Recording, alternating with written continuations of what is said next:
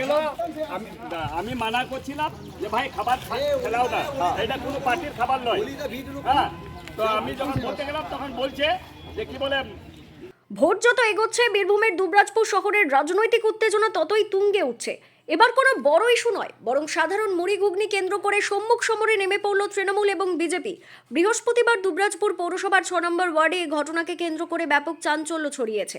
তৃণমূলের অভিযোগ, 6 নম্বর ওয়ার্ডে এক ব্যবসায়ীর দোকানে বিজেপি আশ্রিত দুষ্কৃতীরা চড়াও হয়ে মুড়ি ও ঘুগনির হাঁড়ি উল্টে দেয়। স্থানীয় ব্যবসায়ী গোসাই গড়াইয়ের দাবি, বিনা প্ররোচনায় তার দোকানে হামলা চালানো হয়েছে এবং সব খাবার নষ্ট করে দেওয়া হয়েছে। আমি টোটো নিয়ে পেরিয়ে যাচ্ছিলাম একটা বয়স্ক মানুষকে নিয়ে দেখছি খাবার গেল উল্টোইছে। নিয়ে আমি দুজনাকেই বললাম, ভাই খাবার গেলে কি অপরাধ করেছে যে তোমরা খাবার গেল উল্টোইছো? হ্যাঁ, তখন ওই যে চান্সির ছেলে, কি নাম ওর, তন্ময়, হ্যাঁ তন্ময় এসে আমাকে ঠিলছে, নিয়ে বলছে তুই মুসলিম ছেলে বটিস, হ্যাঁ তবে কি মুসলিমকে দিয়ে মার খাবি, নিয়ে ভিডিও করছে। আমি বললাম শোন ভাই, এটা খাবার ফেলাচ্ছি, সেটা আমার অধিকার আছে শুধবার। তখন বাবু সিং এর না কি নাম ওই ছেলেটার, ওর ডাবলা সিং এর ভাইপো, ও এলো, এসে বলছে আমি ফেলিনছি, যা করবি কর। হ্যাঁ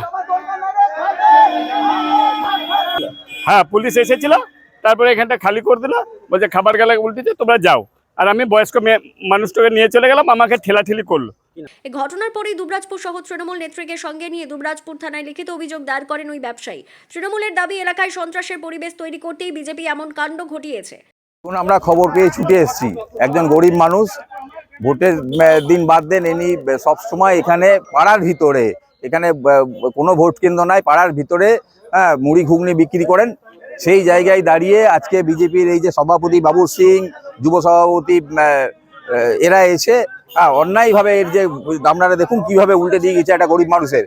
আমরা একটাই তাদের একটাই আর কি হয়তো ওই পাপ করেছে যে তারা হয়তো তৃণমূল সমর্থক, তৃণমূলকে ভালোবাসে, তৃণমূলকে পছন্দ করে।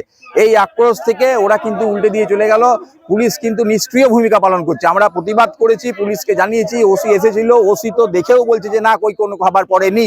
আমাকে ফোনে বলেছে যে ওসি কোনো খাবার পড়েনি। আমরা এসে ওসিকে আবার ডেকে দেখিয়েছি, কিন্তু ওসি কিন্তু একদম নিষ্ক্রিয়। ওসি কোনো ধরনের অ্যাকশন নিচ্ছে না। উল্টে বিজেপি ছেলেরা বলছে যে কিছুক্ষণের মধ্যে আমরা এখানে সেন্ট্রাল ফোর্স নিয়ে আসবো, সেন্ট্রাল ফোর্স নিয়েছে, তোমাদেরকে মারবো।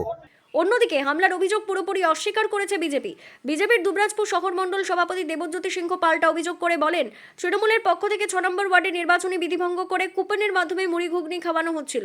আমরা কেবল এই অনৈতিক কাজের প্রতিবাদ করেছি, কোনো খাবার বা হাঁড়ি উল্টে দেওয়ার ঘটনা ঘটেনি। তাদের দাবি, ভোটারদের প্রভাবিত করতে এই খাবারের আয়োজন করা হয়েছিল। দেখুন, প্রথমত বলবো যে এটা সর্বৈব মিথ্যা কথা। প্রথমত ওনার ওখানে দোকান নয়, দোকানটা অন্য জায়গায়। উনি 6 নম্বর ওয়ার্ডের কাউন্সিলরের কথা মতো এই কুপনের মাধ্যমে খাবার দিচ্ছিল। কোনো বিক্রেতা নিশ্চয়ই আজকের দিনে কুপনের মাধ্যমে খাবার দেবে না, ঠিক আছে? এটা সর্বৈব মিথ্যা কথা। এবং এটার বিরুদ্ধে যখন আমরা যাই, গিয়ে পরে বলি এটা কি হচ্ছে, তখন উনি ওখান থেকে দৌড়ে চলে যায়। আমরা এই কুপনগুলো পাই ওনার কাছ থেকে। কুপন পেয়ে আমি যথারীতি প্রশাসনকে খবর দিই, প্রশাসন এসে সেটা সরিয়ে দেয়, ঠিক আছে? সরিয়ে দেওয়ার পর পরবর্তী ক্ষেত্রে উনি কি করেছেন বা উল্টে দিয়েছেন না সেটা বলা নয়, আমাদের কর্তব্য প্রশাসন অব্দি এই বার্তা পৌঁছে দেওয়া। এবং এখন যেহেতু মডেল কোড অফ কন্ডাক্ট ইলেকশনে চলছে, নির্বাচন কমিশনের বিচার করবে, সত্যতা কি সেটা যাচাই করবে। ওনার দোকান ওখানে নয়, উনি তৃণমূলের কাউন্সিলরের কথাই এগুলো করছিল। তার ভিডিও ফুটেজ, ফটো, সব প্রমাণ আমার কাছে আছে এবং যথাযোগ্য টাইমে সময়ে যদি প্রশাসন চায় আমি সেগুলো দিতে রাজি আছি। আচ্ছা, তাহলে উল্টানো অভিযোগটা কি মিথ্যা? এগুলো সাজানো, তৃণমূলের পায়ের তলা থেকে মাটি সরে গেছে, তাই এই রাজনীতি করছে, ভোটার দিকে প্রভাবিত করছে।